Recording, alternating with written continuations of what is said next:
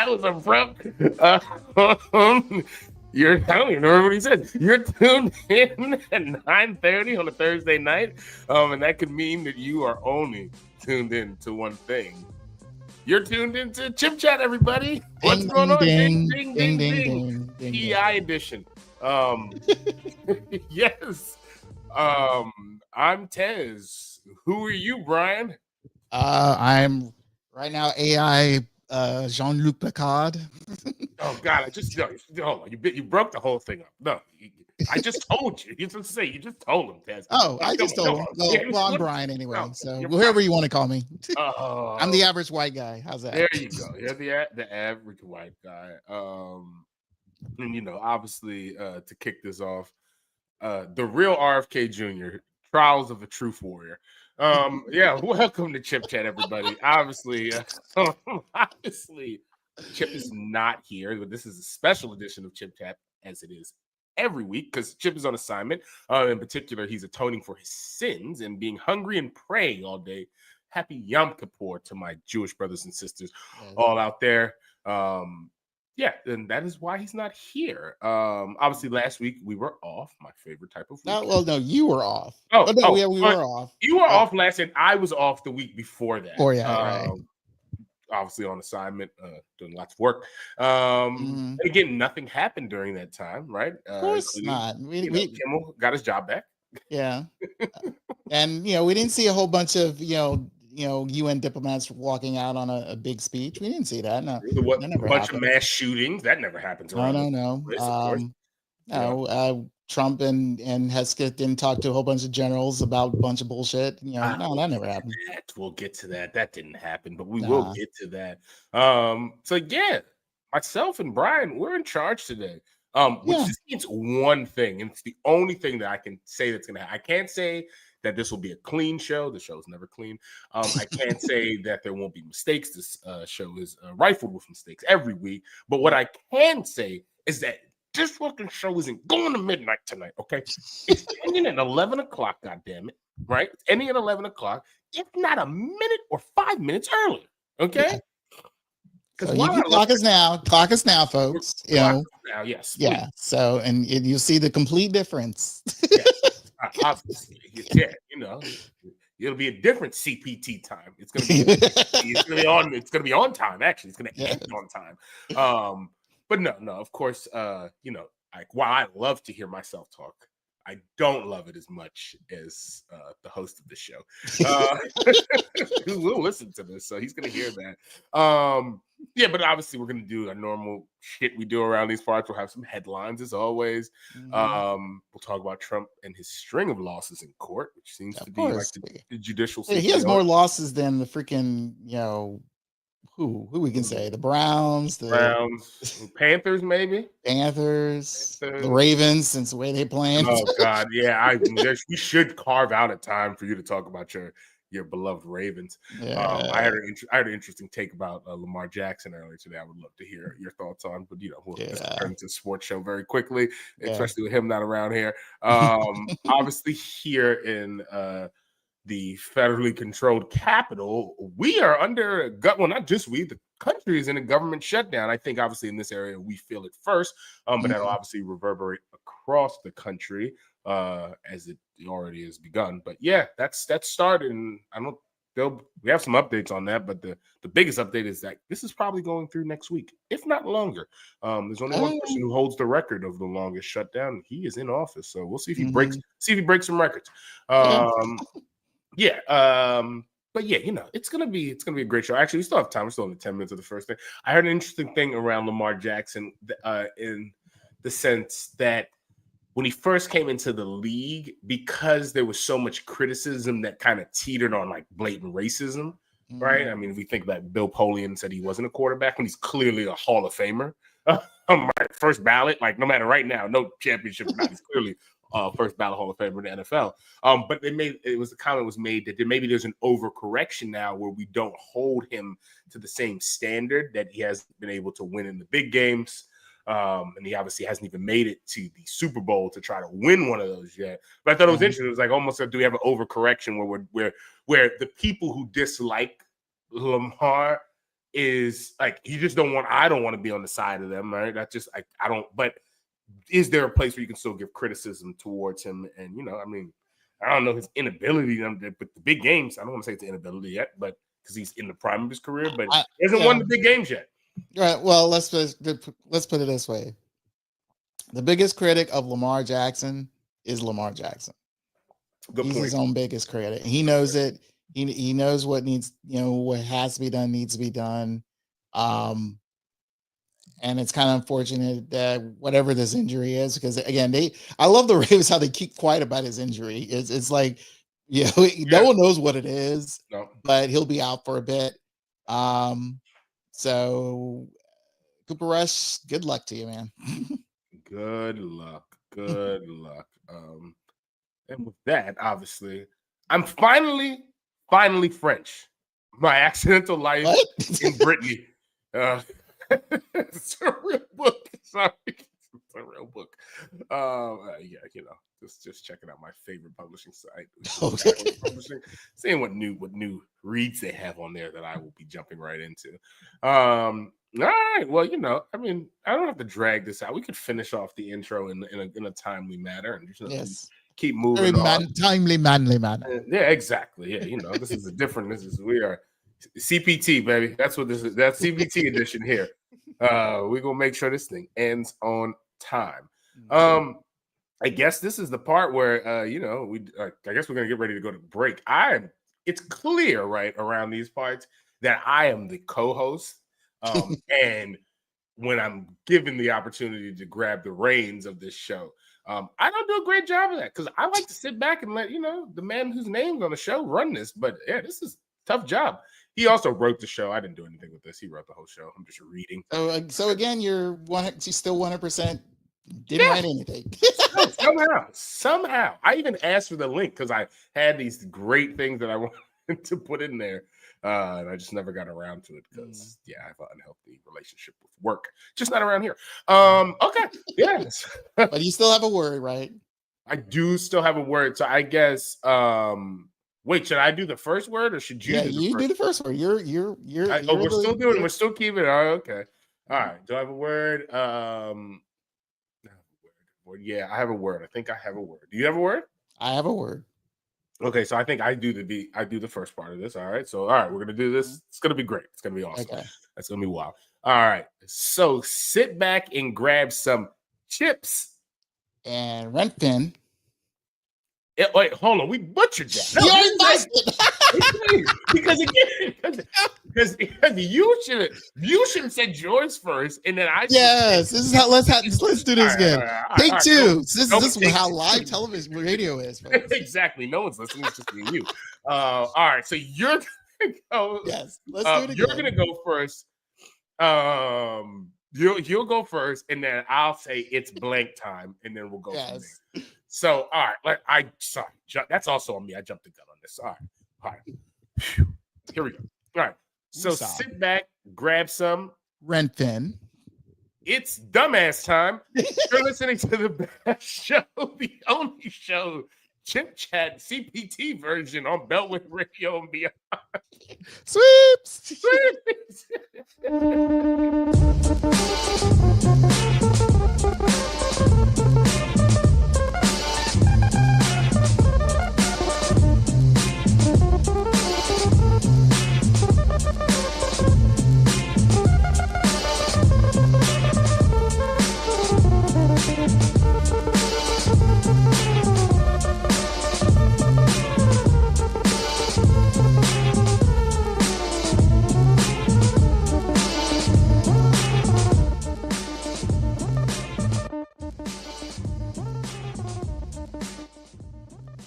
All right, welcome back, everybody. You are tuned into Chip Chat, again, CPT edition. I am your co-host that's cosplaying as the host, Tez. Along with me is Brian.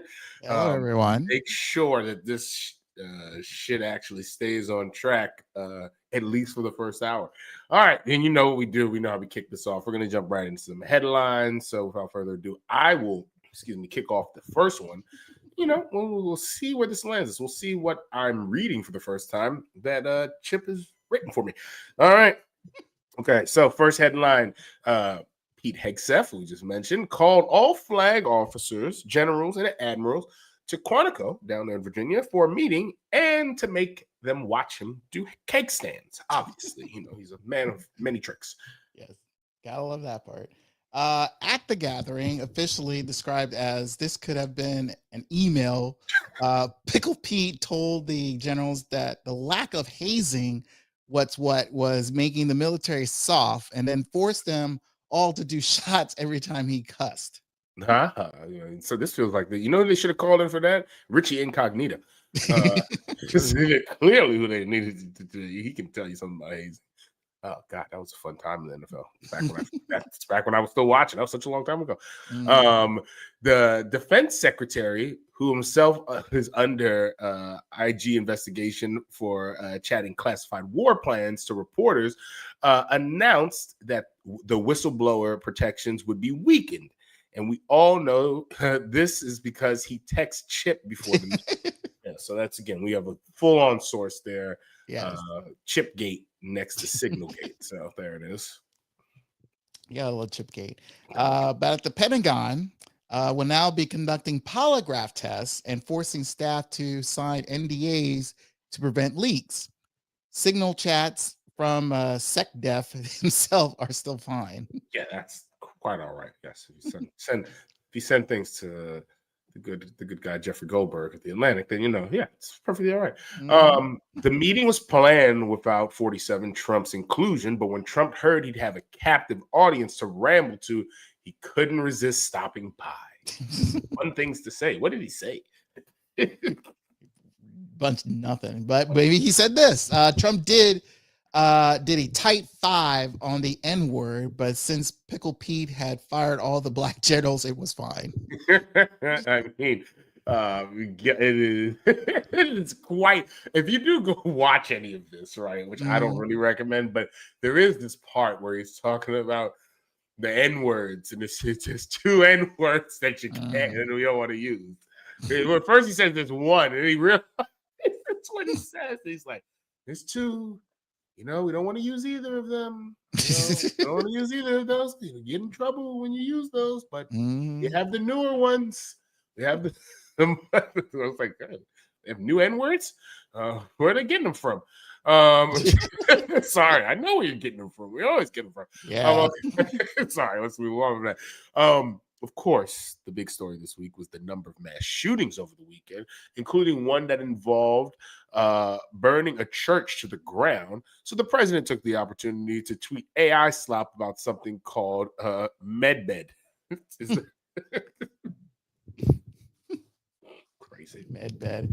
Well, speaking more about AI, the budget negotiation to keep the government open failed when Hakeem Jeffries' AI sombrero fell off. Yeah, of course. Right. It's like if the state trooper comes to talk to you without the hat. Doesn't matter. The negotiations are off. I'm off. You can't do anything. You need your whole suit. Seriously, Trump has been tweeting so much AI garbage. It's a wonder he and Elon broke up. So obviously, it's kind of like was it Ross and Rachel? you kind of figured it'll come back together for some weird reason. I mean, some might say it's a crock of shit. Yeah. Well, speaking of more Bond villains, we just mentioned Elon. Bibi Netanyahu came to visit Trump at the White House to promote yet another way to bomb Gaza, which is again sad.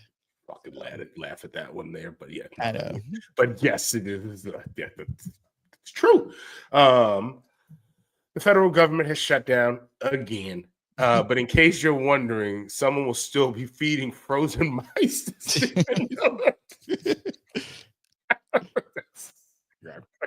Gotta stay fed. Stay fed, Yeah. Other things impacted by the shutdown include the popular cameras at the zoo that let you watch the animals. But good news, the couch cam will still be for JD Vance. Yuck. That's disgusting.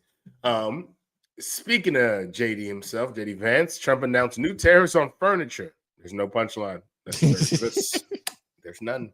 There's none. Incidentally, while the DoD whistleblower hotlines have been disconnected, a nonprofit has set up a new one for couches and football trophies who may have been abused. Yeah, he's beating this one in the ground. Chicago-born Pope Leo commented this week on U.S. immigration, saying that inhumane treatment of migrants is not pro-life. Also noting that Caleb Williams better learn to get rid of the ball quicker if there's even a prayer hope of beating Green Bay this year.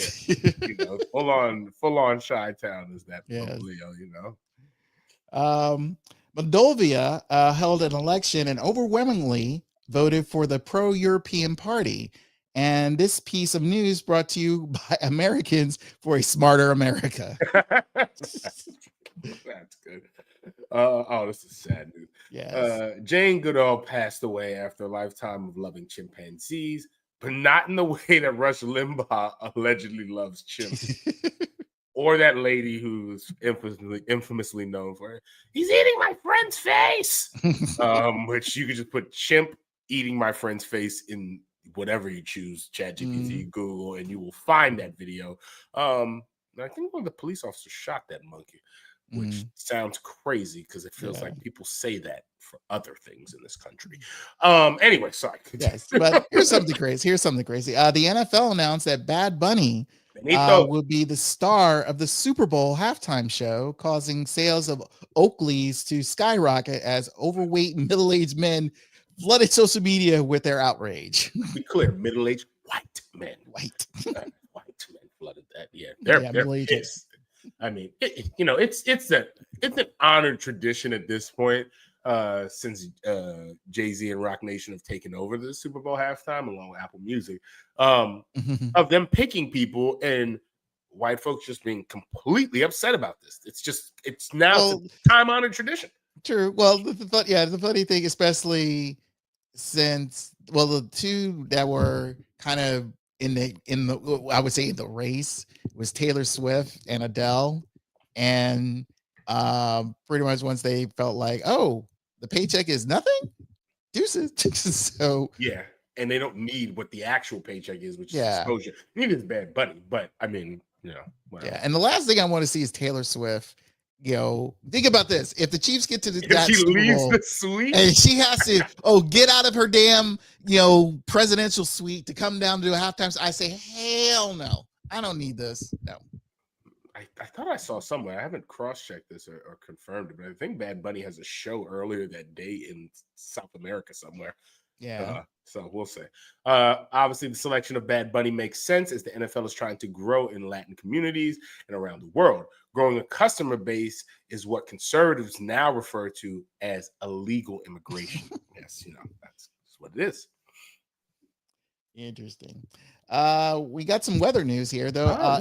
Imelda and Humberto passed the coast of the Carolinas, sparring South Florida for taking another whooping at the hands of the hurricanes. That's a good one. Imelda and Humberto passed the coast of the Carolinas. Ice, what you doing, man? I know. Dude, you can't grab a guy with some throwing sandwich at you. Can't catch some hurricanes. You're resting on your laurels. I don't think we're letting Humberto's pass anywhere right now. Humberto is not. You can't pass it. You don't pass go. You go straight to jail. No due process. In a surprise upset, UVA made ACC football briefly watchable again. Some upsets here and there. Briefly. Well, it's more football here. Liverpool have lost in Europe and to Crystal Palace, adding evidence to the theory of the curse of Kash Patel. Exactly. He curses many things. Mm-hmm. All right, and we'll round it out like this. Baseball playoffs started up and has included some exciting moments, like when Ice deported the entire San Diego Padres. I can see Manny Machado, but I want a good one. Yeah. I voted for him. Yeah. I saw the last that last part, the ninth inning, where the Padres had a chance. They had a chance, but things weren't going their way. So I guess the Slam Diego will be ending this year. So that will be ending. And that's before we wrap on that, just the baseball news.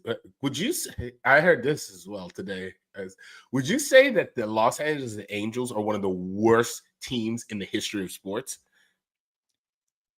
Because I would say second. The Marlins are still bad. Yeah, but I think the reason why I almost would put the Angels, even though they have 2 titles, they're still bad to me. Right, yeah, because exactly. But that's the thing; they have 2 titles. I think the Angels still go ahead is because this is a team that had Mike Trout, Shohei Ohtani, and I believe maybe Pujols might have been on the team all at the same time, and they were still bad and didn't find a way to win.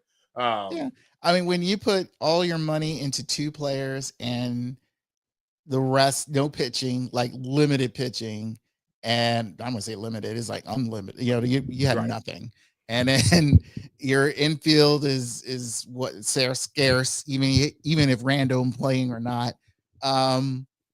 It was bad. I mean, it's the only good thing for the Angels is their City Connects jersey. That's about it. Yeah, that's pretty good. Yeah, that is pretty good. And like he spent all that money for Rendon. He gave his life to Christ instead of baseball.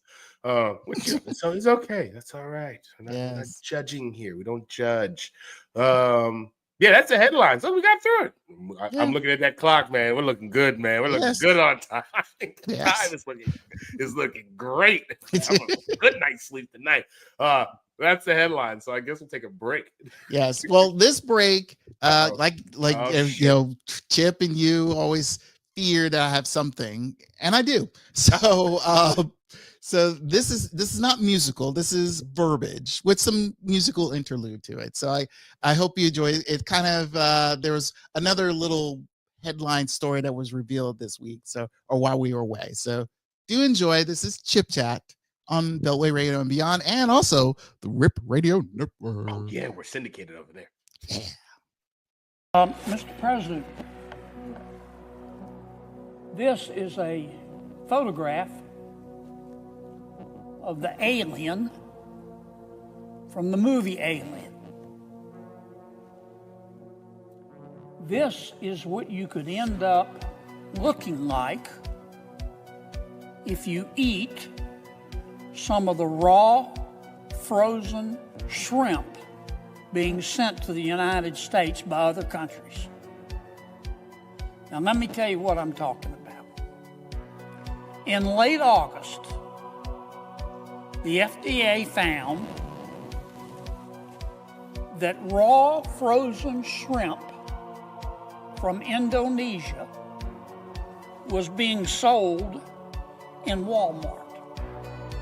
Specifically in Walmart stores in Alabama, Arkansas, Florida, Georgia, Kentucky, Louisiana, Missouri, Mississippi, Ohio, Oklahoma, Pennsylvania, Texas, and West Virginia. It was being sold under the Walmart label called the Great Value label. If you eat it, how could you end up looking like the alien in the Alien? Because the shrimp was radioactive. I kid you not. It had a radioactive isotope in it called cesium-137. It'll kill you. Even if it doesn't turn you into the alien if you eat this stuff, I guarantee you'll grow an extra ear.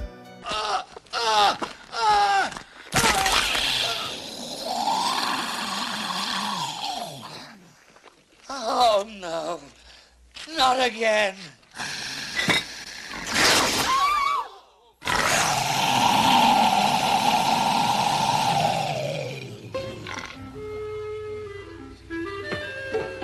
Hello, my baby. Hello, my honey. Hello, my ragtime gal. Send me a kiss, my wine. Baby, my heart's on fire. If you refuse me, honey, you lose me. Then you'll be left alone. Oh, baby, telephone and tell me I'm your own. Check, please.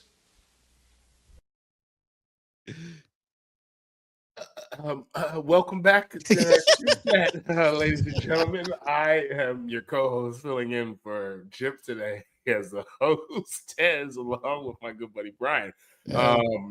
That was real. That was real. John, That's real. when I saw this on I scroll through social media and stuff like that, and I end up seeing this story, and I caught like the middle of it though, because I'm trying to figure this, like, he's talking about shrimp, but he has a poster of the baby xenomorph in the back. I'm like, what the hell is he talking about? Right. And hear the whole thing, and I'm like, okay. And again, you're blaming Walmart. Again, Walmart is, I never shop at Walmart for food anyway. I don't know why anyone does. Well, I will. I know why people do, because some people live in food deserts. That's the only fresh produce that they probably can get. But yes, I'm the snob too who doesn't shop there for food. Yeah. So, yeah. But yeah, it is. I just love when he mentions the Walmart brand, Great Value, the way he says it. It's like a great value. And I also love when people in the South say Missouri. That's another piece. But yeah, that's a real story. There is a recall on shrimp, that specific shrimp. And it's all surprisingly enough, it's all in the red states, and they're all freaked out, and you can't get their decent fresh shrimp from Walmart. So it's, instead of like, hey, why not go to a decent, especially like those in the Bible Belt, near the Gulf of America, as they want to call it now. You can get some fresh shrimp out there, can't you? I mean, I don't get it. You would think. You would think. Not the prices. None of the prices, but the way wages are keeping up with inflation. Yeah, you got to go to Walmart. You got to get the great value. It's interesting. I read a book. I probably had it on the show before while I was reading when we were in the studio. It's called The Secret Life of Groceries, and they talk about how, I forgot the person who figured this out, but basically, and I'm probably getting some of this wrong, someone can fact check this, but the gist of it is true, that they found out by rubbing out the eyes of baby shrimps and something around there, like if you rub out the eyes earlier, they basically become like more fertile, and you can, like in shrimp farms, you can breed more of them. But yes, it's a very weird shrimp fact that I just have sitting in my head after reading this crazy book called The Secret Life of Groceries. Anyway, and if you didn't hear to catch the tail end of that, it was a very funny clip from Spaceballs. Yes. Pretty much it's the dancing baby xenomorph, walking across the diner there. And pretty enough, but behold, Spaceball 2 is currently in production right now, so I'm looking forward to that. It's been almost 40 years. So it's that's why I mesh them together, because it kind of works. And speaking of which, since Mr. Kennedy was talking at Congress, he can't do that anymore because everything's shut down. Okay, I want to get back to talk about the shrimp and the things that are not working. Okay. I'm sorry. I should have really stopped doing that. It's called eye stalk ablation, is what it's called. Yeah, where the removal of one unilateral or both bilateral eye stalks from crustaceans, routinely practiced on female shrimps or female prawns in almost every marine shrimp maturation or reproduction facility in the world, both research and commercial. The aim of ablation under these circumstances is to stimulate female shrimp to develop mature ovaries and spawn. The practice has drawn criticism from animal welfare advocates due to concerns about pain, distress, and long-term impacts on shrimp health and behavior. I just had to double check that to make sure that I wasn't giving any fake news, but I did read it on the internet, so it could still be incorrect. I guess we'll talk about the shutdown. Yep. Shut it down. So, it's us to live here in the great capital that we have here, Washington, D.C. The federal government controls a lot of stuff around here and provides a lot of jobs for folks, obviously here and around the country.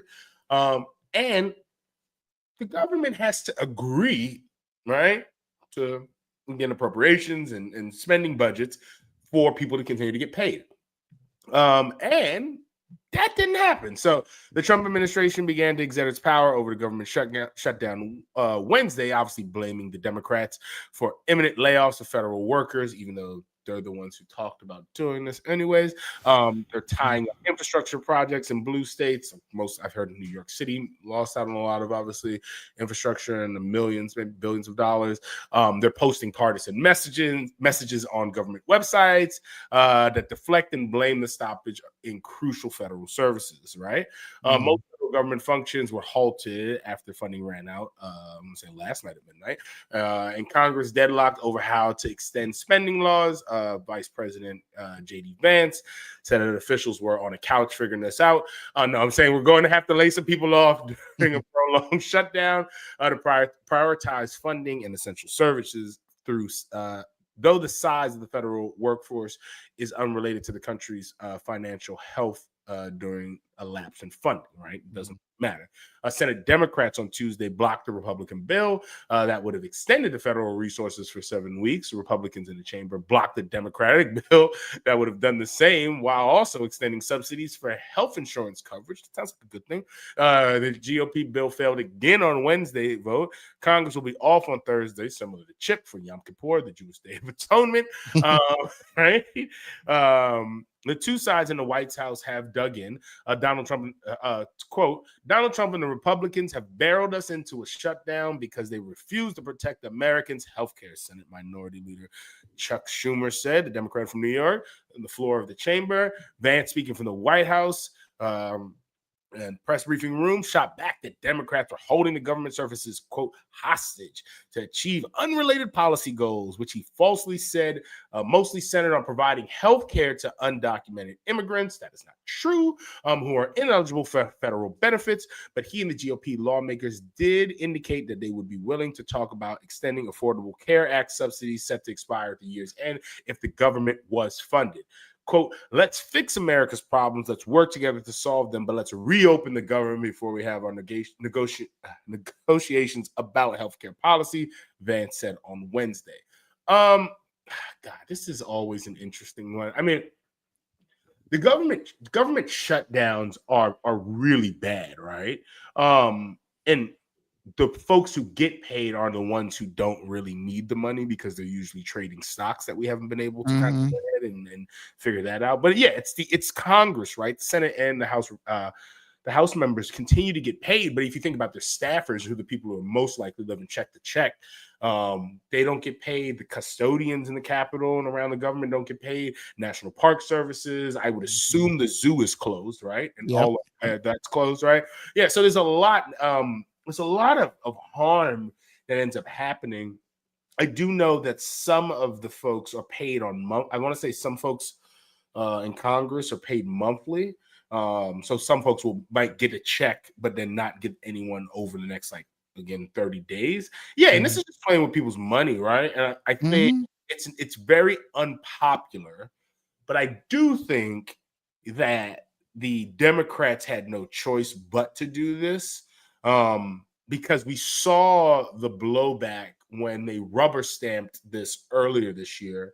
And I think Chuck Schumer learned from that mistake, and Hakeem Jeffries as well. They learned from that mistake, and they're willing to kind of go to fight because this is the only recourse I think that the Democrats have to push back against the Trump administration. And here's the thing. Well, let's say they went ahead and funded the government. The Republicans, they control the House, the Senate, and the White House. So this, no matter what falls on them, it does fall on them. Yeah, and I think this is the only lever that they have to kind of push back. And I think hopefully the Democratic base will look at this and see this as them fighting. I don't know what this looks like going forward and where the negotiations end up happening. I think yeah, go ahead, sorry. Yeah, no, I look at it like how you see it. It's like, yes, this is the best option, and let's say in a viewing image point, yeah, this is the best way for the Democrats to fight, because everyone's been saying, oh, Democrats aren't doing anything. And it's like, no, this is what they're doing. They're and especially when it comes to the Affordable Care Act, or whatever you want to call it, about, the famous word Obamacare. They've been trying to keep that since day one. because that was one of the things that Trump has wanted to get rid of, even in his first administration. So I feel it's like, yes, this is the, right now the best option right now. Unfortunately, though, we know how the stalemate goes. We went through this last time. Again, it's been, everyone said 7 years or 6 years, whatever. It was Trump's last administration. Right. That was 35 days. And like I said, it was bad, man. Yeah, it was bad. And it was like, I know people personally who work for the federal government, and they, either they, again, furloughed, paid later, way later. And you think about you think about the federal employees, you think about the parks and all that stuff. But here's the thing that a lot of people forget right now, because they're roaming around DC right now. Our military, our National Guard, they're not going to get paid. They're, like I said last time we talked about them roaming the streets of DC. I told you all, I've seen their faces. They are bored as shit. And now it's like, we're walking these streets of DC knowing for well we ain't getting our 2 weeks. Right. That makes no sense. And I feel like, now again, I'm not blaming the Democrats for this. This is the Republicans and Donald Trump and that stupid whatever crazy stuff that's in that bill that is preventing them to say, hey, we want to take out the Medicare stuff. And it's like, no. And I think that's where I feel like the stronghold the Democrats are doing is this, is like, yeah, we're going to shut this down. I know it's going to hurt a lot of people, but in the end, it's like, yeah, you want to make sure that all Americans get decent, affordable health care. And if that is the one thing that everyone's forgetting, the fact it's like even when Trump was firing federal workers and all that stuff, a lot of people were still saying about my medical bills is going to increase, my pills are going to be increased and all that stuff. And now you're going to try, whatever you're doing to put more money into the military, which I hear is during that crazy speech where we're talking about with the generals, he says he's going to put in like almost $1 trillion into there. And again, it's like, the military has said this many times, we're good, but you want to overfund them again. So you kind of wonder, it's like, where's the money going to be taken out of? Oh, they're going to take it out of here. Nope. We're not doing that, because America cannot finance, in this day and age, cannot afford Medicare, cannot afford any type of medical services because of the fact that, again, the hospitals nowadays is in America. Now, I'm not saying the rest of the world, but in America mainly, it's a profit thing. Yeah. And it's unfortunate. I have a friend who early today, I saw she posted something. She has this, dual, very severe medical conditions. Like 2 things are happening to her at the same time, and she's crying out to GoFundMe. And that's insane. That's insane. And it shouldn't be happening that way. I mean, honestly, it's like, I've been to countries where, Medicare is free. You walk in, get what you need done, and walk out. Don't pay a bill. Because the simple fact is, like, the country got you. Right. Here, it's just like this, mind you, it's capitalism. It's the way of the world. And it's like, hospitals should never be thinking that way at all. But somehow, I mean, I've seen, every medical show you watch, there's always that weird administrator who's trying to find a way to profit something out of medical pain. And that's the same thing what the Republicans are doing here. They're trying to profit something out of medical pain. And the unfortunate thing is like, you're always looking to try to find a buck. And it's like, through this, it doesn't make sense to me. And like I said, there are a lot of people be suffering through the shutdown. And again, do not blame the Democrats for this. The Democrats are doing everything to keep everybody working. And they want to sit down at the table and with the Republicans. But unfortunately, Mr.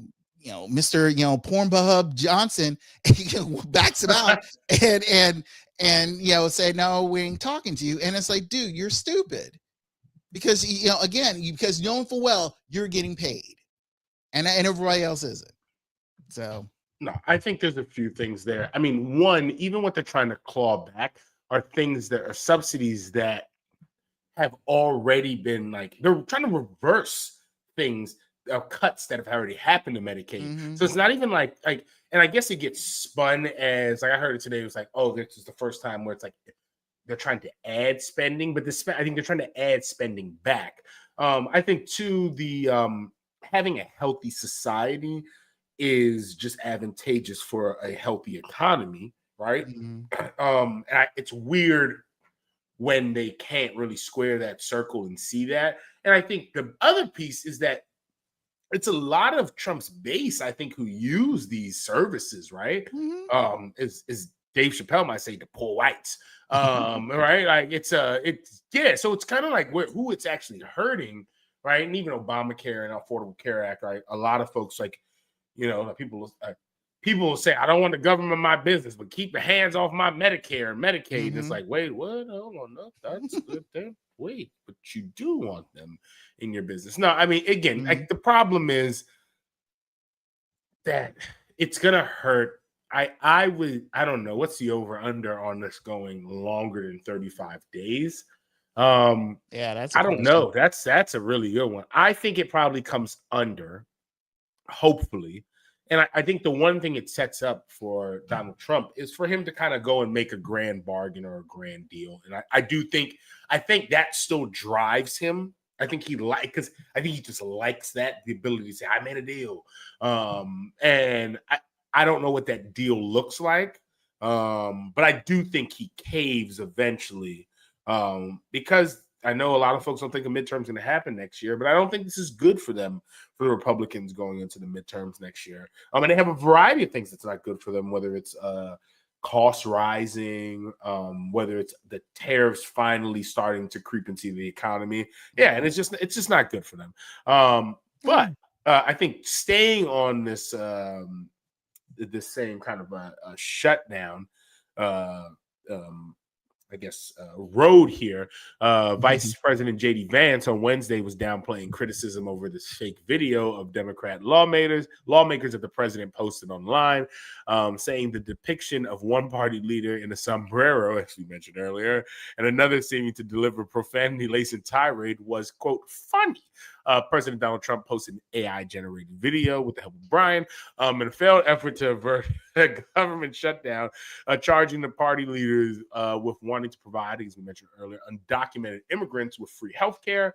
The post that Donald Trump reposted featured House Minority Leader Hakeem Jeffries of New York, who is black in a sombrero and mustache with a music. Hold on. Do you want to? Yeah. Yes. For our audience who's watching online on Rip Radio.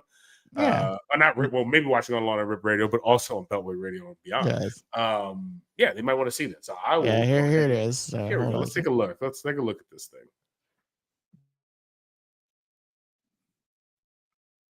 Nobody likes Democrats anymore. We have no voters left because of all of our woke trans bullshit. Not even black people want to vote for us anymore. Even Latinos hate us. So we need new voters. And if we give all these illegal aliens free health care, we might be able to get them on our side so they can vote for us. They can't even speak English, so they won't realize we're just a bunch of woke pieces of shit, at least for a while, until they learn English and they realize they hate us too. Look, guys. Okay. All right. That was that racist. I could tell that if it wasn't Donald Trump, it was probably his son used Kava to edit that thing. Because that was some weak shit. Yeah. And again, this is our president, folks. This is the president of the United States who's trolling the country like this, being petty, and for what? I'm like, this is what you wanted? Seriously? I know we're majority of us, I'm probably preaching to the choir, but honestly, those who are, have either in the middle, have some doubts, or maybe a full-fledged, MAGA hat. This is what you wanted? A buffoon who rather reposts a whole bunch of, little clips like that on a consistent basis, again, to harm, to say, hey, look at us, we're being strong. This is what helps what make America great again. And I'm like, oh God. I mean, Hakeem Jeffries on Tuesday told reporters, right, what this video was, quote, racist and fake, and bigotry will get you nowhere. I would kind of beg to differ, Hakeem. I think bigotry gets people a lot of places. But needless to say, they pressed JD Vance, right, around like the response to the criticism on this, and he framed this shit as like a good nature, like comedy, right? You could quote him. I mean, Hakeem Jeffries said it was racist, and I know that he said that. And honestly, I don't even know what that means. Like, is he a Mexican American that's offended by having a sombrero meme? Vance said, quote, the American people recognize that he did not actually come to the White House wearing a sombrero and a black curly animation mustache. I think I don't know if that's the case, man. I don't know if there are a few people who do believe that. I mean, you shouldn't, right? Because it's a shitty AI job, but I do think people might believe that. And this stuff will continue to get better. And I do think that the president of the United States he's smart in a sense where he likes to retweet these things or retruth them, or whatever the fuck he ends up doing these things. How you retruth truth? Retruth, right? Retruth is crazy. I'm gonna retruth it. But yeah, he does that. So he can't, because he's like, yo, I just hit the button. I didn't post it. So kind of like, it lets him kind of like skirt on the outside of this. But I do think this is dangerous, right? I do think the use of all of these AI tools for these specific reasons in politics are dangerous. And there needs to be some type of regulation around that. But anyways, that's not happening. They're going to open up the floodgates for this shit. And it'll only get worse.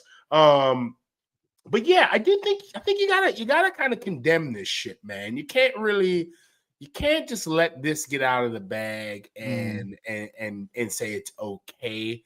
Because it's not, and it is racist, right? Yeah. It's clear as day it's racist. From the words to the caricatures, like, yeah, it's a racist thing. And that's coming from the highest office in the land. So, and the funny, no pun intended. The thing is like only Hakeem Jeffries was altered in that video. Yes, clearly. Only Hakeem Jeffries. And we during the last show with Charlie, we mentioned the fact that Trump had no empathy for a lot of things. And when he mentioned the fact of the during his press conference, I won't say a press conference, just an interview, he asked about Charlie Kirk's death, and he pretty much kind of like said, "Oh, I feel sad," but then ends up talking about the new bowling alley that's happening in the White House. I mean, it's like you have no care about Charlie Kirk. Like, yeah, I mean, I said he cares what Charlie Kirk was able to do for him, but does he care about Charlie Kirk? No, I don't believe that. No. And this is where but what I'm getting to the point is the empathy aspect of everything, and it clearly is like JD Vance is following Trump's playbook of no empathy. Because it's like, dude, full well this is stupid. One, it's dumb. It's flat out not even funny. Right. And you're the only one laughing at it, or Brady, whatever, the base is laughing at this. And honestly, it's like, dude, there's nothing really funny about this. And I think the fact is, like, since you guys do not care about anyone's sense of feelings, and especially when it comes to race, you're the assholes here. I mean, in all honesty. Yeah, I think the last part of this is what is still very disturbing here. So at the end of this here, shortly after the White House briefing ended, the fake video of Jeffries and Schumer played on a loop via a video monitor inside the briefing room. Asked why the White House was showcasing the video in that matter, White House spokesman Abigail Jackson said, quote, the sombreros will continue until the Democrats reopen the government. Like, what the fuck are we doing, man? Like, it's just fucking insane. Like, it's just not, I mean, it's just downright despicable. Yeah, I mean, yeah, it's a piece of shit. All this shit is a piece of shit. Man. Of course. They're again, these people they don't understand anything. Mind you, to them it's a joke, and keep this in mind. So I'm gonna pull the chip card. If you think about the days of the Hitler era, whenever they see something that is against the Jews or those that is not pure Aryan blood, Aryan nation type of thing. They literally laughed at it when they see something funny and see, see the humor in that of oppression and defeat and stuff like that. That's how they see that. And this is, again, it's in that fascist playbook. It's sad to say that, because you want to follow a dumbass fatback dictator, wannabe dictator, right. To the point where it's like, yeah, well, let's make humor at some of the, those who are not like us. I mean, it's ridiculous. And again, this is a modern day. This is the current politics of America right now. We're playing high school games, with adult lives, and it just makes sense. Yeah, and I wonder if the the horse is out the barn. I don't know if we're catching it from here. Like, I think this will become normalized eventually. And I think that's what worries me the most. That's it's a very somber tone to end on after we talk about sombreros. Yes. But again, during our musical break, we have something uplifting. I see he made this a very AI heavy show. Yes. Of course. The way of the future. Yes, very AI themed. Very AI themed. So there'll be more. So I assume our next break will have some AI themed stuff in it. Oh yeah. Of course it will. Well, with that, we won't hold anybody from that. We will get to our break. You guys are tuned in to Chip Chat CPT edition. And we will check you guys out right back after the break. Sweet balls.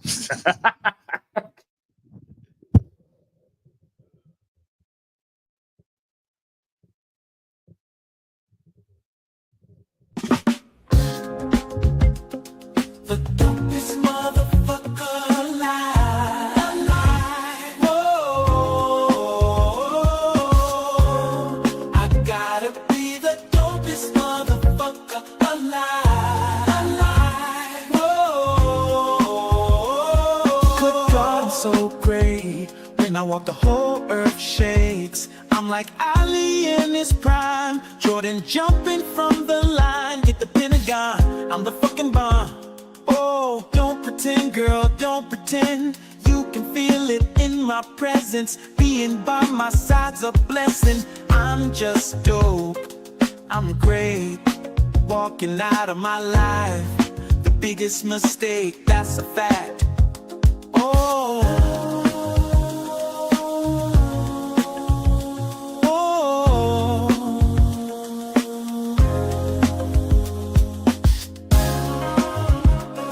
the dopest motherfucker alive. Oh, I gotta be the dopest motherfucker alive.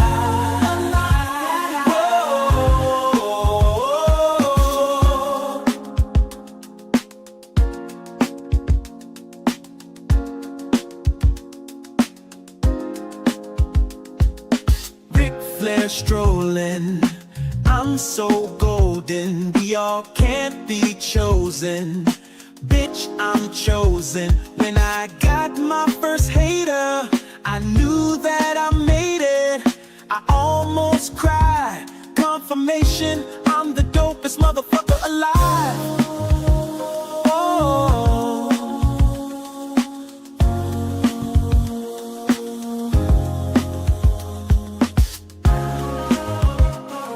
The dopest motherfucker alive.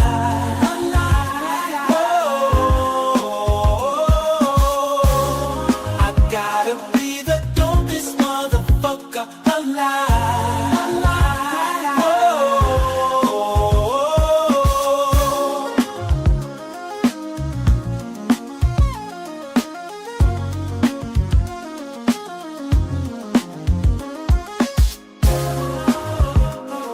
The dopest motherfucker alive.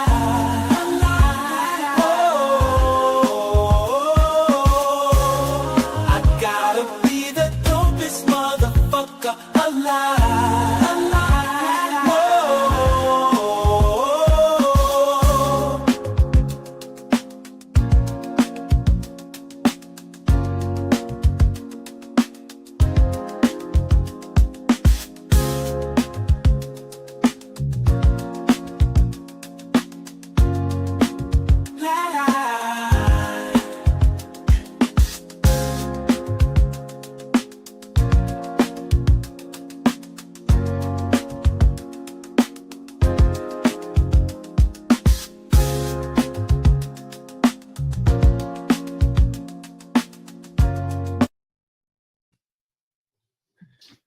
Shout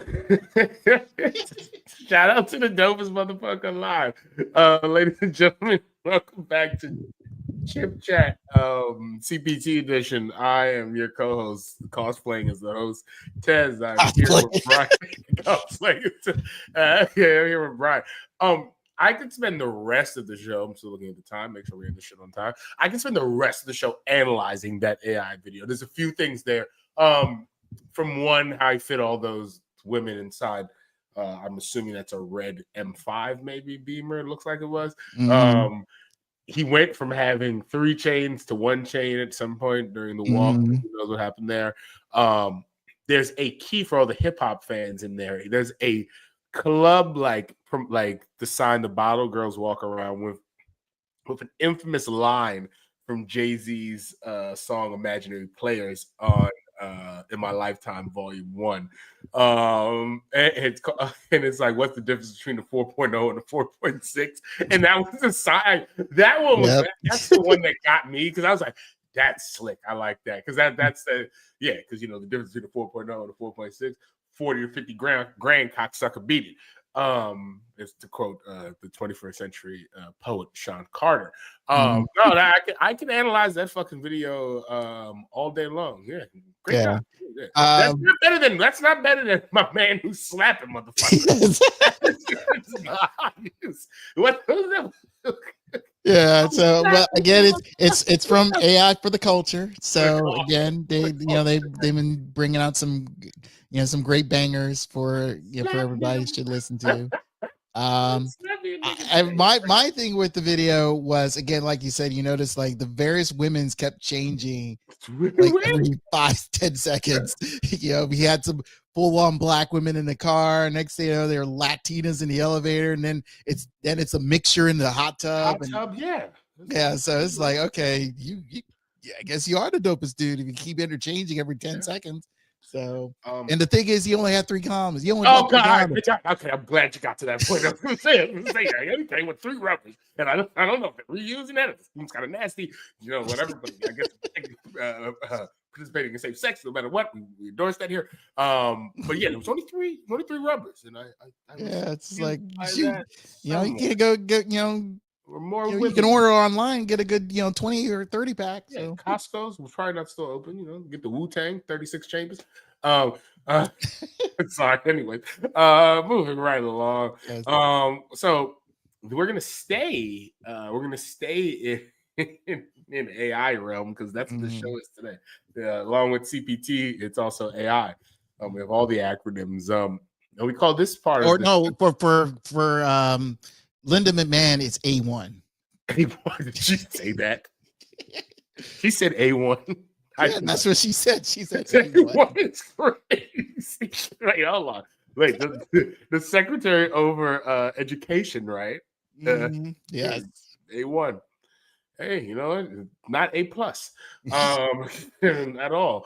We're going to call this segment, it's called Botalix. And I think I'm saying that right, because we're trying to do a play on politics. Botalix? Yeah, Botalix. Botalix, that's what it is. Okay. It meaning because the way when I especially this news story which I brought in, because mind you, when you see these bots on our apps and stuff like that, we know that it's like some random AI whatever trying to inform us something. So, but as you read this story, Taz, let people know what's really going on. All right. So, and I just got a text from our overlords that we're doing a great job.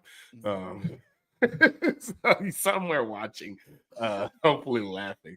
All right. So for government officials, being called quote heartless is an occupational hazard, but Albania has chosen to turn that insult into a positive quality by appointing an AI minister.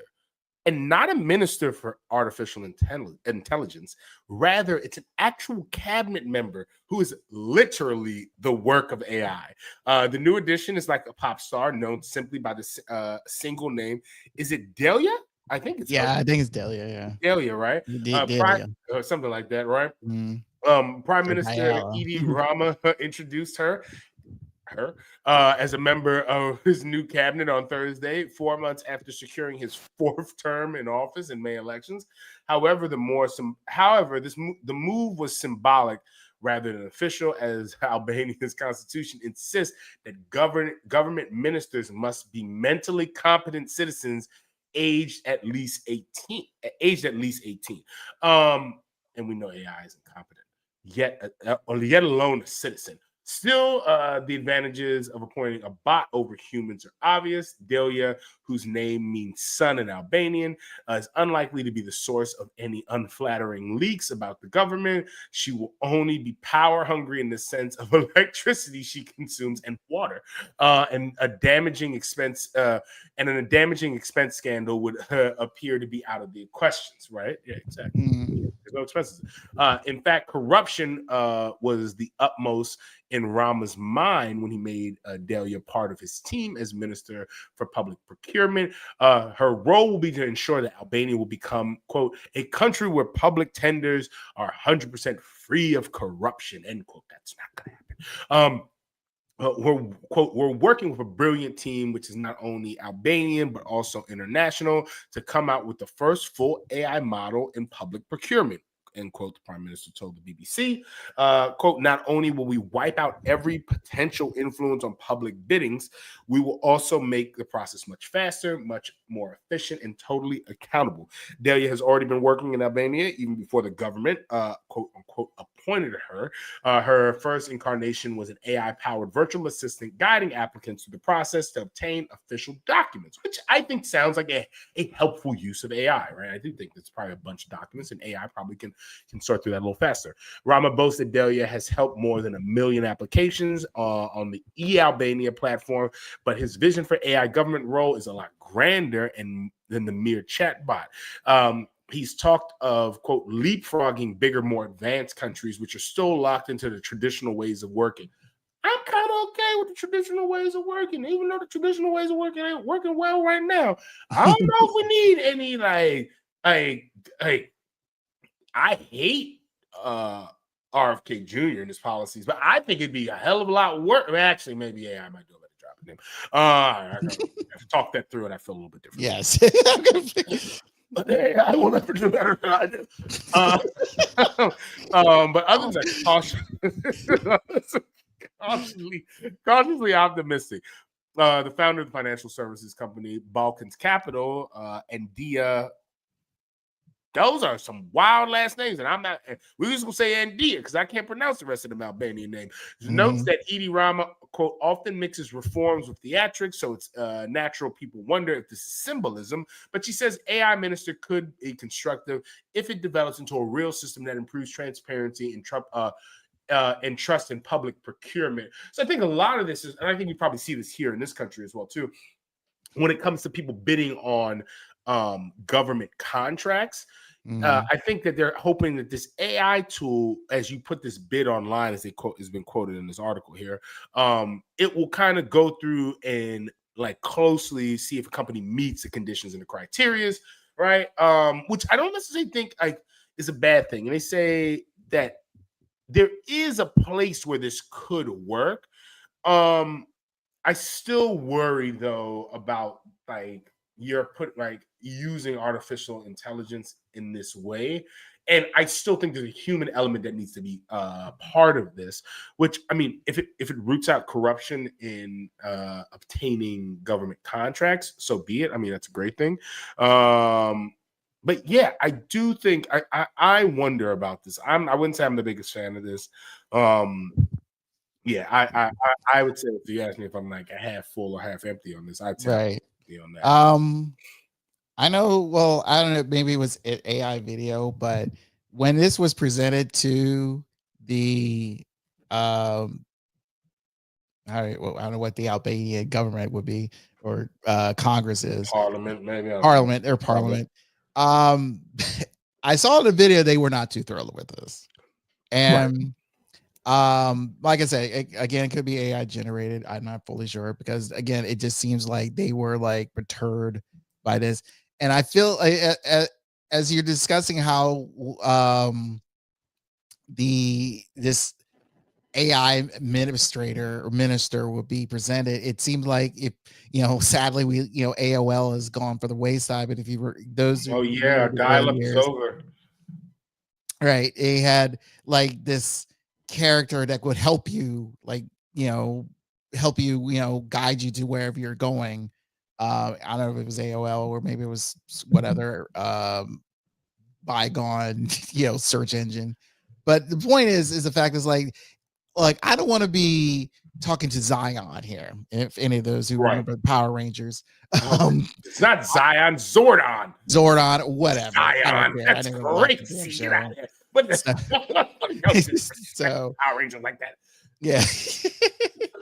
Zion. So, yeah.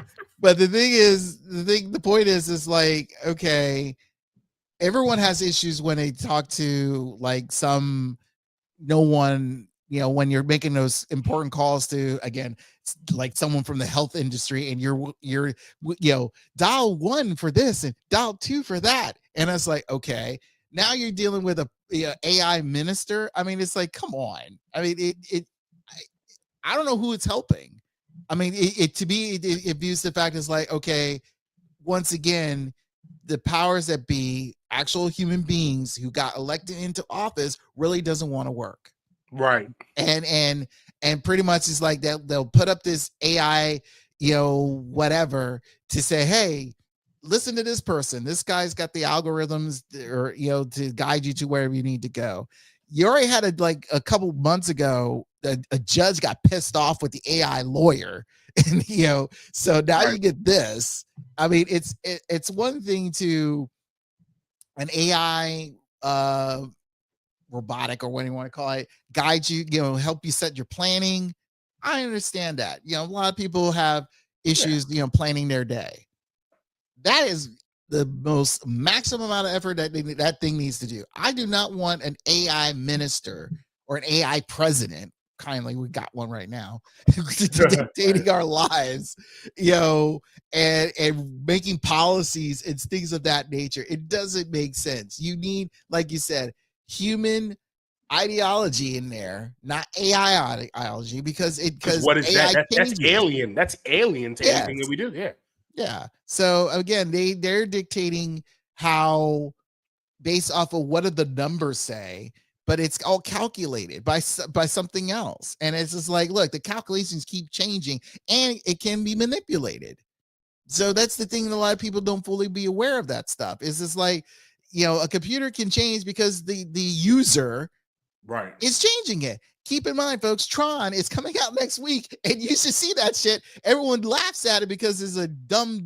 Everyone would say it's a dumb Disney movie, but it's not. There are some actual reason points of Tron and Tron Legacy, and when Tron Ares come out, there's a reason for this stuff, and a lot of people should be fear of that stuff.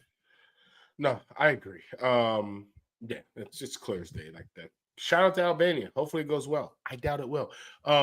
Moving along, it's moving along since I mentioned Tron. Right, exactly. Hollywood, and the Emmy goes to is what we're calling this segment, part of the segment here.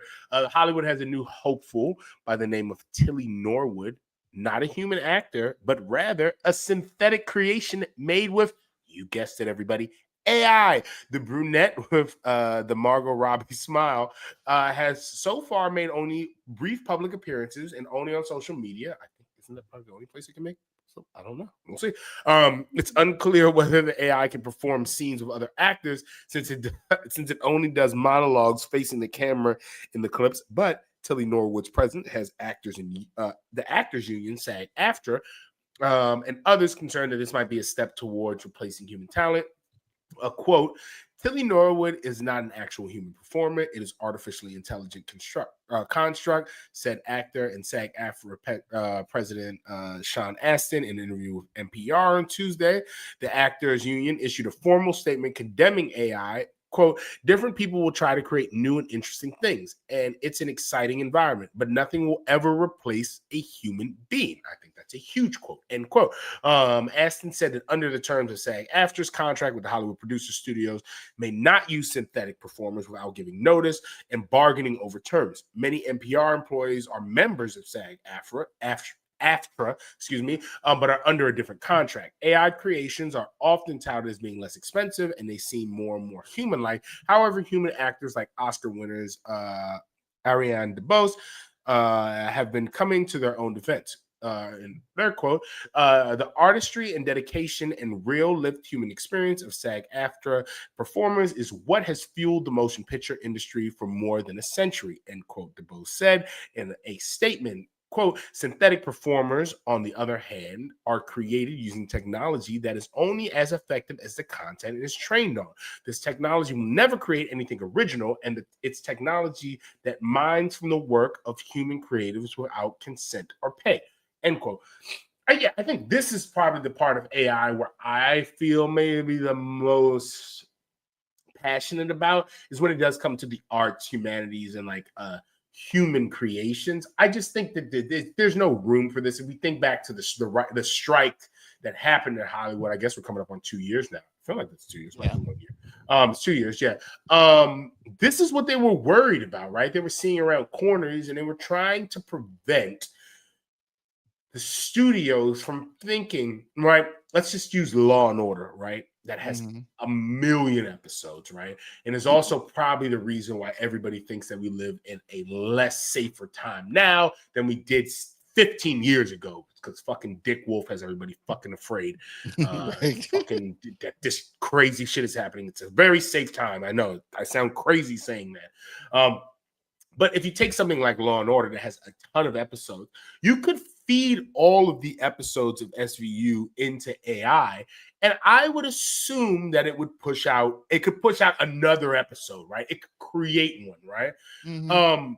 But again, as is mentioned in that quote, it's using the talent, right, and the hard work, the sweat equity of real humans. And I think there's always going to be a push on that. And I think the one thing that we might get out of AI, as it's here, right? It's here. We hear it every day. You hear it in the commercials, whether it's on TV and your podcast. Every company is talking about AI.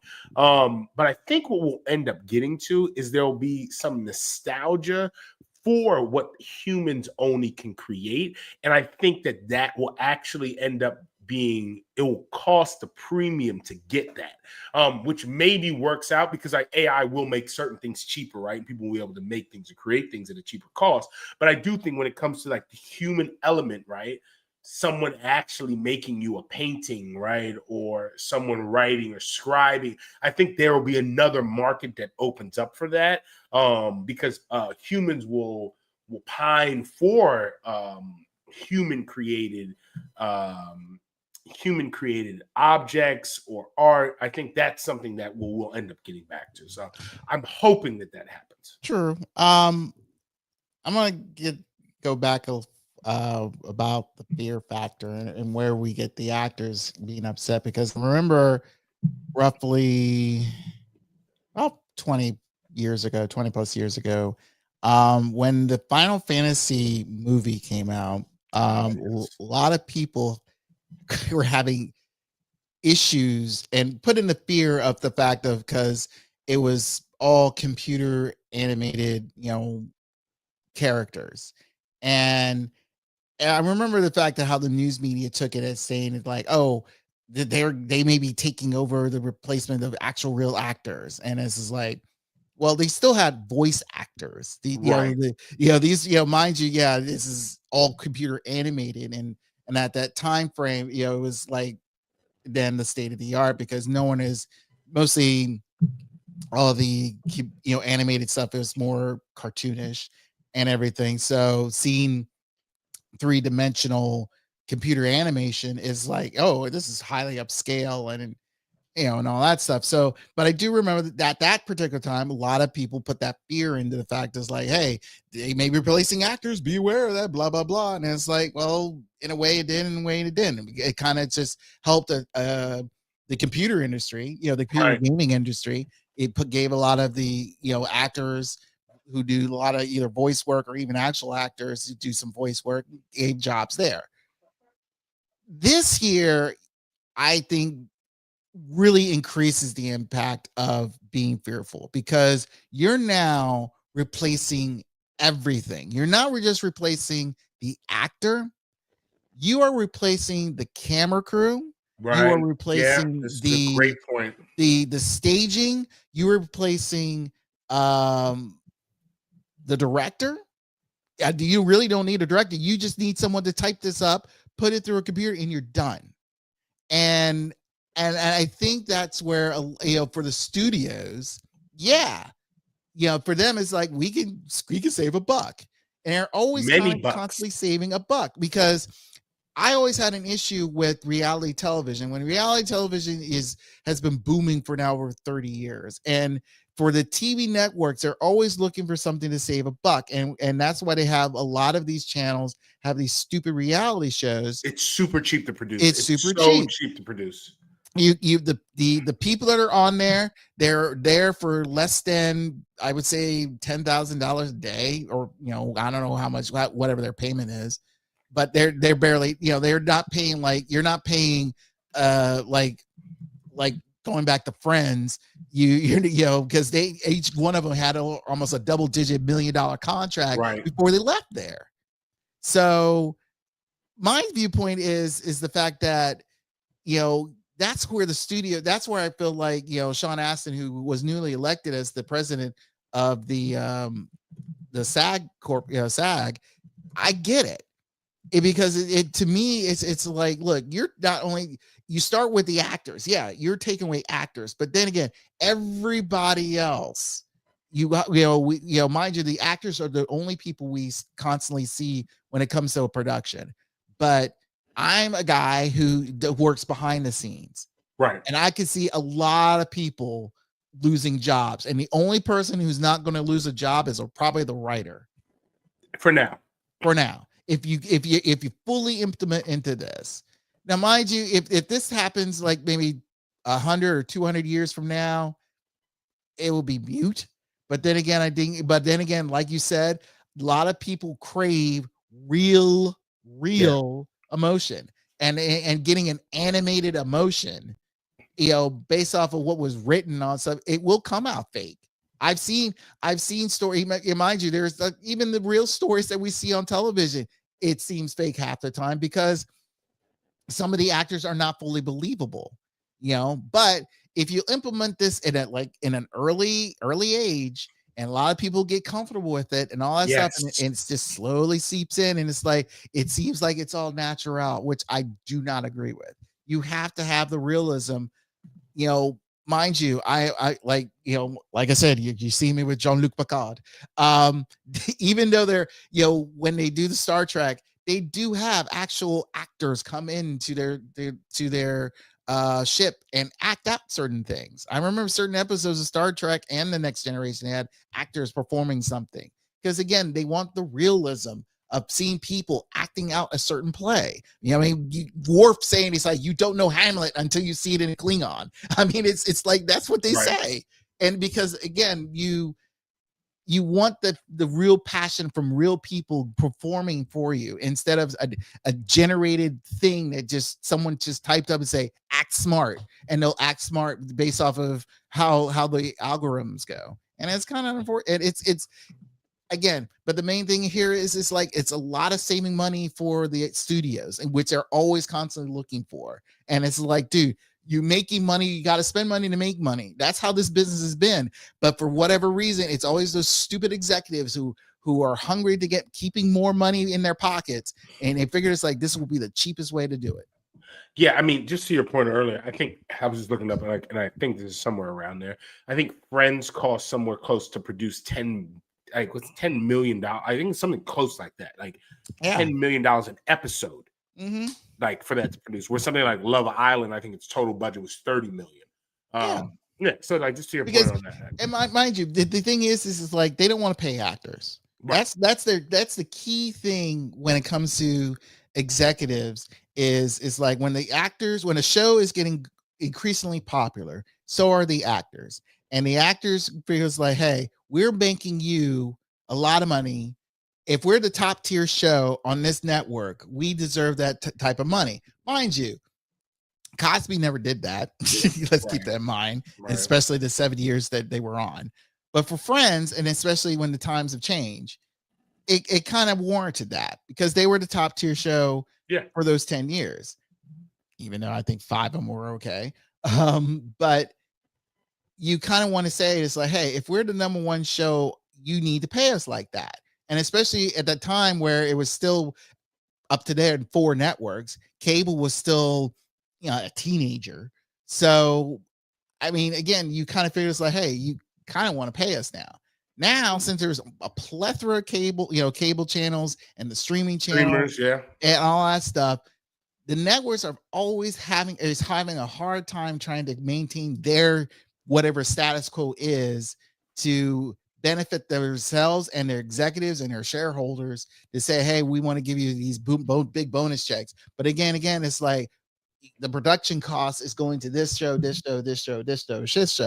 that's why I felt like, they figured it's like, well, if we had an AI show, oh, this will be great. But the thing is like, if you look at Fox, let's say a perfect example has been Fox, majority of their programming is animated. That's why, Animated Sunday. Yes. Yeah. It's all that. And mind you, they have the football. Yeah, they'll have certain shows here and there. But really, it's like their big show, their big week is Sunday. And it honestly, compared to any other network, that is the most affordable show out there. Combined, I believe, is less than 100 million. And most of those shows have been on for you got Simpsons going on for almost 35 years or more. Right. You got Family Guy going over 20. Yeah, Bob's Burgers almost 15 or whatever. It's and most of these shows, again, they're they have the humor, which is I understand. But the thing is like, to me, I like a story. If you're gonna lengthen the story, especially with these characters, I just feel like it's kind of dragging on, and I felt like it's high time we start bringing back some real people coming in and experiencing a real character once in a while. No, that's just me. But if you want to stay on the cheap, go right ahead. Yeah, I think you've hit it on the head, and we can leave it here. Is that it does come down to what the consumers will eventually, what their palate is going to be,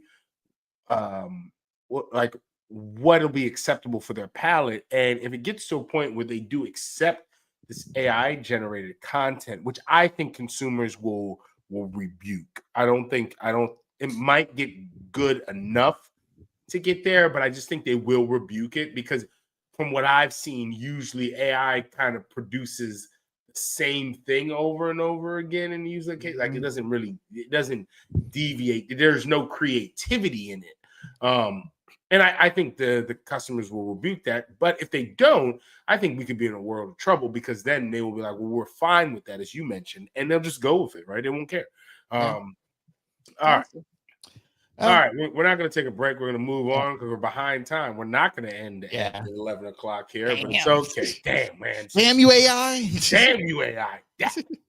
But what we will move into is Trump's court losses, right? So we'll start here first with the First Amendment. The Trump administration pushed earlier this year to arrest and deport international students for their pro-Palestinian activism, that it was illegal. A federal judge ruled Tuesday, calling the crackdown a, quote, truly scandalous and unconstitutional suppression of free speech. In a sweeping rebuke, U.S. District Judge William Young in Boston said that the Department of Homeland Security and the State Department targeted non-citizens for, quote, for speaking out, end quote, with the goal of tamping down pro-Palestinian student protests and terrorizing similarly situated students. Quote, we are not and we must not become a nation that imprisons, deports people because we are afraid of what they have to tell us, Young wrote. Young, who was appointed to the federal bench by President Ronald Reagan, described the case as, quote, perhaps the most important ever to fall within the jurisdiction of this district court, end quote. In Tuesday's decision, Young decried the Trump administration's conduct in striking terms, quoting Reagan's, God, I can't believe I'm agreeing with a Reagan judge and Reagan's declaration that freedom must be, quote, be fought for and defended constantly by each generation. Young also said that President Donald Trump was unlikely to change course, even in the face of blistering criticism from federal judge. Trump, quote, simply ignores it all when he takes it into his head to act, end quote, Young wrote. Still, the president is not, quote, entirely lawless, he added. The judge said he would decide upon an appropriate remedy for the Trump administration's conduct after a future hearing. Liz Huston, spokeswoman for the White House, said in an email that Tuesday's order was an outrageous ruling that hampers the safety and security of our nation. She said the administration would immediately appeal the decision. The White House also provided a lengthy critique of Young's judicial track record, because you know he's a sneaky Reagan appointee that's out here doing a lot of sneaky Reagan things. I thought you guys liked that. Starting in early March, immigration authorities launched a campaign to detain and deport non-citizen students in the U.S. universities who had been active in opposing Israel's war in Gaza. Those arrested were not accused of any crime and spent weeks confined in immigration and custom enforcement detention facilities, in some cases hundreds of miles away from where they lived before being released on bail. The case in Boston, brought by the American Association of University Professors, AAUP, or like how I like to colloquially call it, double A up. And the Middle East Studies Association accused the Trump administration of having an unconstitutional policy of deporting people based on their political views that chilled the freedom of speech of their members. The case focused on targeting of 5 non-citizen students and scholars, Mahmoud Khalil, UNESCO Chung, Rumesia Ozturk, I'm butchering all your names, Badr Kun Suri, and Motion Madawi. All were arrested except for Chung, who obtained a restraining order before ICE could find her. Yeah, that's how you do it. Moving along right from there, you still can't do that, dummy. A federal judge on Tuesday disqualified President Donald Trump's pick for U.S. attorney in Nevada, ruling that she had been unlawfully appointed. The second court ruling in as many months to cast doubts on the Justice Department's novel strategy of retaining the president's most controversial appointees in top prosecutorial roles. Wow, that was a difficult one for me there. U.S. District Judge David G. Campbell concluded that Saigal Chattah, I think that's a Chattah, probably butchering that too, a GOP activist and Republican National Committee woman who was appointed as interim. Remember, we talked about this a lot. Like, this is what happens. They appoint interim folks, in this case, interim U.S. attorney in March, had served beyond the 120-day expiration date for that role, and the Trump administration's efforts to keep her past the deadline did not withstand legal scrutiny. This happens in a lot of Trump's things, right? He appoints interim people and then just tries to leave them there, which is against the law, because you see here, there's only 120 days that they should be there. Judge Campbell barred her and prosecutors under her supervision from overseeing cases against 4 defendants who brought challenges to her authority. He did not lay out in his 32-page order who now should lead the Las Vegas-based federal prosecutor's office, or explain how the decision should be interpreted in terms of any of the dozen of other cases it oversees. Campbell suggested that Nevada's federal judges could decide to appoint their own interim U.S. attorney, that should only serve for 120 days, or that the Trump administration could name a new acting head of the office through the process that complies with federal law. So there is still opening for him to put another interim person in there. By law, interim U.S. attorney appointments can only last, as we mentioned, 120 days. If there's no Senate-confirmed nominee at that point, federal judges are empowered to appoint an acting replacement in their district. In most cases, judges opt to extend the tenure of the interim or acting appointee already serving in the job.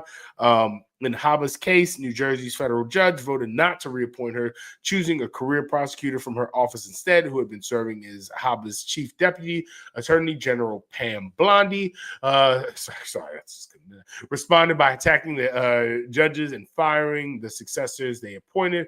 Bondi then installed Haba as the newly vacant chief deputy role because there was no one serving at that point as U.S. attorney. Haba, as the office's new number 2, inherited the command of the office on an acting basis, which again, they can only serve in 120 days, and that was breaking the law. Facing the possibility of similar rejection from Nevada's federal judges, Chata resigned her spot as the top federal prosecutor a day before the interim term was set to expire in July, before the judges could gather the vote on whether to reappoint her. She, too, was then installed in her office as number 2 position to reassume control as the state's acting U.S. attorney. So, again, there's just a lot of foolishness afoot that's going on in Nevada and a variety of places when it comes to the federal judiciary around these interim people. All right, we're gonna the way I see it is I don't think most of these people are qualified. No. And they're not dealing with the BS. You know, if it's like either this is where I view this is like I really wish the people have the choice to vote in whatever judge they bring in here. I mean, falls under the executive branch. I mean, I get it. That's I mean, the law. You can appoint anybody you want, but really, it's like, look, if they're not, you're appointing people who are not qualified. That means you're not qualified on knowing who really needs to be in this position because he doesn't care. He figures like, okay, put this person in. That's how he views it. So and it becomes annoying. And I can tell based off how you're reading it. This is like some of these people like, oh God, another one. It's another interim person that's breaking the law that we're gonna have to get out of here. It's like it's the same fucking story over and over again. All right, here we go. New orgasm, whatever that means. This is crazy. This headline is called "Tez has a news orgasm." It's crazy. I have multiple news orgasms every day at this fucking media cycle that we have going on here. The Supreme Court on Wednesday ruled that Federal Reserve Governor Lisa Cook can remain in her job for now and announced it will take up the high-stakes case over President Donald Trump's attempt to remove her from the central bank.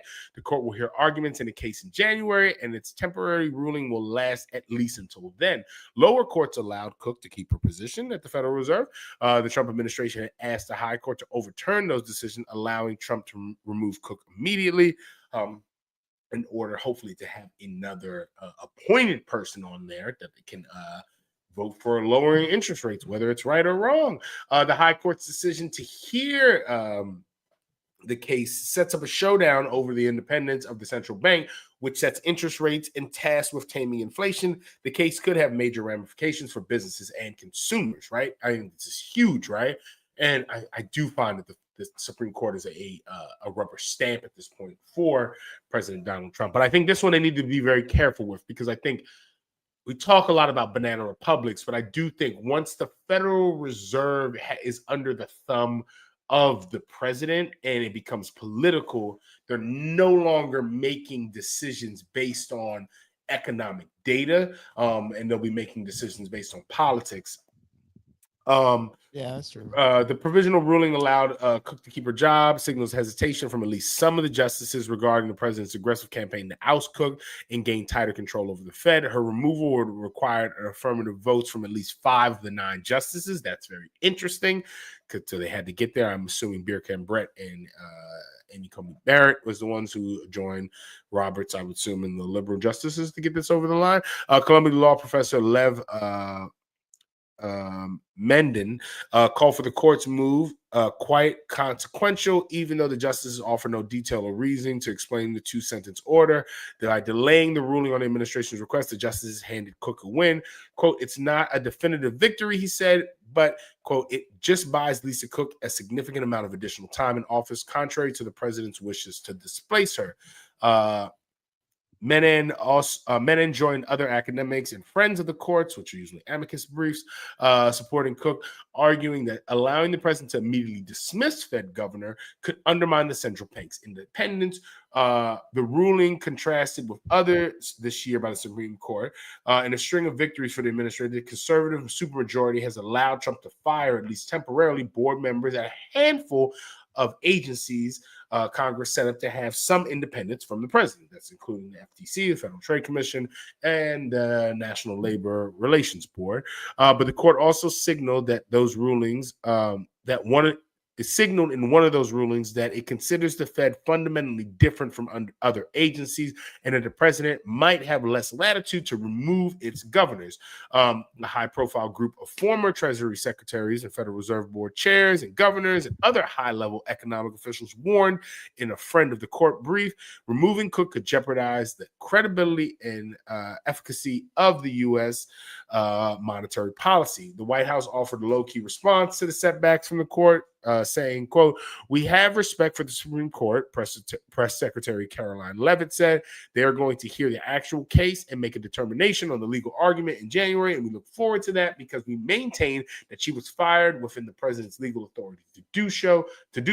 She added, "The decision to defer consideration of Cook's case until January means that she will be able to participate in at least 2 remaining Fed meetings of the year, one later this month and the other in December, where officials will consider whether to continue cutting interest rates. The Fed's first scheduled policy meeting of 2026 is in late January. So we'll see how that goes. I expect maybe Lord have mercy, I'm about to bust. Oh gosh, yeah, I know, right? We're only 6 minutes over. Only 6 minutes over. If you are, you'll be able to bust in a minute. Yeah. We have this last section here. It's 2 options here. We can either do Tez's picks or Netanyahu's visit and the weird Gaza deal. What do we want to do? Are we prepared to do Tez's picks? I've added this to my meeting on Friday at work. I do picks now for that. So what are your picks? Should we do is the music anywhere or no? Let's see. Hold on. Where's the music? Somewhere Is the music sitting around? If it's somewhere sitting I'll around. do some picks. I'll throw some picks out there. They'll probably be wrong. Space, rock diving. I think I can still pick. Like it's 2023. It's 23-20 San Francisco. Yeah, but the Rams are driving. So. Oh, never mind. Okay, so yeah, you know what? We won't pick that game. Okay. Well, we got some dance pop. How's some dance pop? All right. Let's what do we got? Put that under. Let's put that under there. We'll go with it. We know. Let's see, do we? Okay. All right, friends. We will do Tez's touchdown picks for the first time this year. All right. All right. So we already told you, right? We're not betting on the game tonight. So you guys, sorry, we missed that one. It's okay. But starting off on Sunday, I think in my home country, have they made it back? Are they in London tonight? I know they were in Dublin last week. Are they? They were in Dublin. So they're back in London. They're back in London. They're back in London. So yes, 9:30 football. We do have the Minnesota Vikings going against the Cleveland Browns, the 2-2 Minnesota Vikings versus the 1-3 Cleveland Browns. I am going to go with a Cleveland upset here. I'm going to pick Cleveland in London over Minnesota. Moving on to the slate of 1:00 games, we have Houston, the 1-3 Houston Texans versus Brian's 1-3 Baltimore Ravens. I will also pick here Houston to go ahead and take that game with the Lamar Jackson-less Baltimore Ravens here.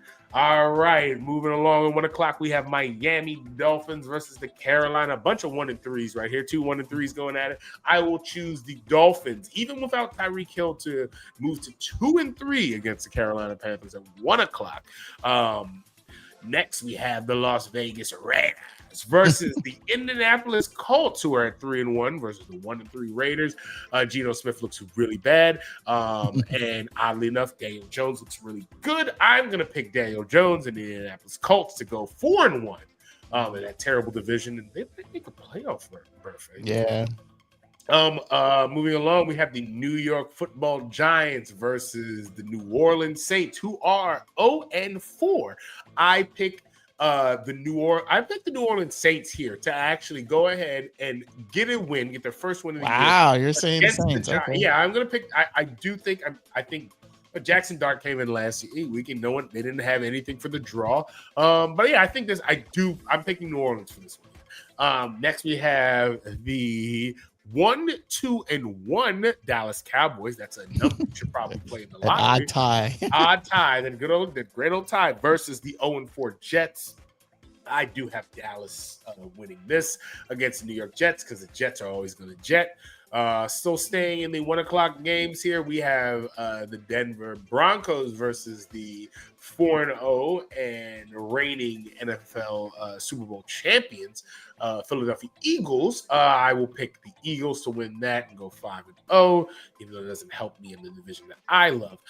Moving right along. All right, the witching hour has happened, and we've made it to the 4:05 games. We have Tennessee versus Arizona, the 0-4 Tennessee Titans, with Cam Ward behind center against Kyler Murray and the Arizona Cardinals. I picked Arizona Cardinals to go and take that, and the Tennessee Titans to go to 0-5 due to bad coaching and not so much the bad players they have. Not you, Cam Ward. The comeback kids here, Baker Mayfield with the Tampa Bay Buccaneers versus the 3-1 Tampa Bay Buccaneers versus the 3-1 Seattle Seahawks. I would choose this. I assume this is going to go down to the last drive, and I assume that Baker Mayfield will win in the last drive. This is multiple times this year. I will be taking the Tampa Bay Buccaneers in that. Moving on, we have the Detroit Lions versus the Bengals. This is Lions versus Tigers. Oh, Bears. Oh, my. That's a tough one here, but that's not a really tough one here. I picked the Detroit Lions because Cincinnati looked really bad without Joe Burrow. And I forgot, what's that quarterback's name? Browning. He's what can Brown do for you? Nothing. Nothing for you. All right, the game that I really care about. The Washington Commies. We're seeing red, and we're going into that beautiful stadium in that city that doesn't really care about football, Los Angeles, the Chargers. I have my Washington Commanders beating Harbaugh and his Los Angeles Chargers and going to 3-2 before they come home on Monday night against the Bears. So I am picking the 2-2 Washington Commies to beat the 3-1 Chargers. All right, football night in America. Who do we have? We have Josh Allen and the Buffalo Bills versus the New England Patriots. The 4-0 Buffalo Bills, I assume that they will go to 5-0 and they will beat New England at football night in America. And rounding us out on Monday night is the game everybody's been waiting for. Patrick Mahomes versus who's down there? Trevor Lawrence is down there in Jacksonville. The 3-1 Jacksonville Jaguars against the 2-2 Kansas City Chiefs. I think Kansas City, they're getting some receivers back. I will pick Patrick Mahomes to figure this out, and they will also move to 3-2, and Jacksonville will move to 3-2 with that loss. And that is Tez's touchdown picks for. There it is. Or touchdown takes. I don't know. Well, that's what it's called. I don't even know my own fucking segment because I don't do it. Yeah. Look at that. 13 minutes over. Wow. What a show. Great. Yeah. Thanks for taking that off. It's been a slow last couple of weeks of news, and it usually happens when we were off or whatever. So, it's okay. Thanks to Pete Hegseth for not inviting us to whatever that was. Thanks to our radio partners, YouTube, Facebook, Twitch, and all those guys. Thank you to NOTN for keeping us on another week that we haven't checked. Thanks to our home on the interwebs, coplaymedia.com. And thanks, as always, to our family here at Beltway and Rip Radio for making us sound as smooth as Chip's fake Jewish holiday vacation.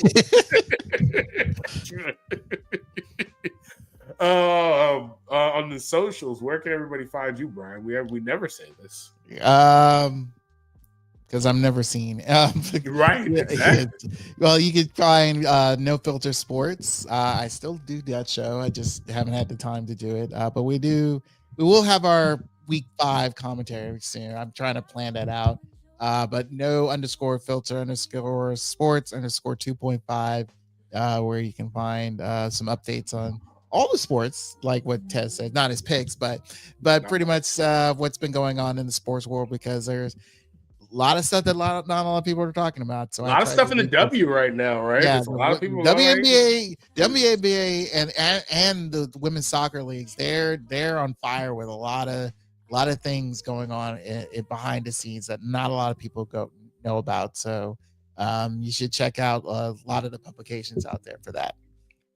Cool. And you can find me on Blue Sky. I think I've made a post for the first time in a long time complaining about Metro.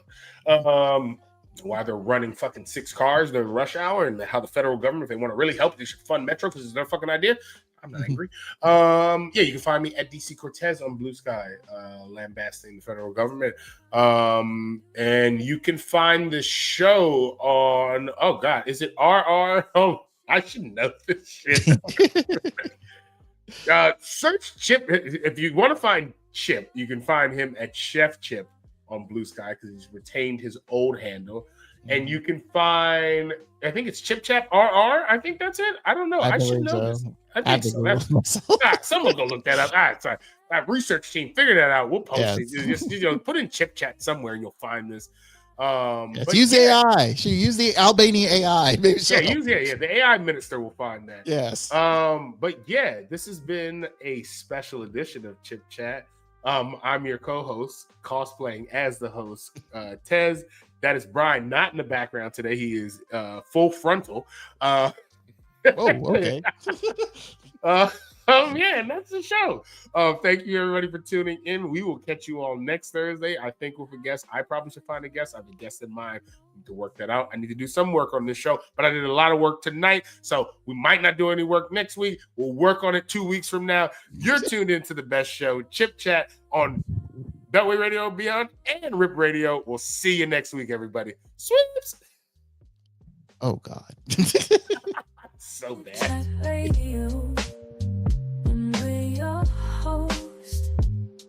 I hope you enjoy what we promote.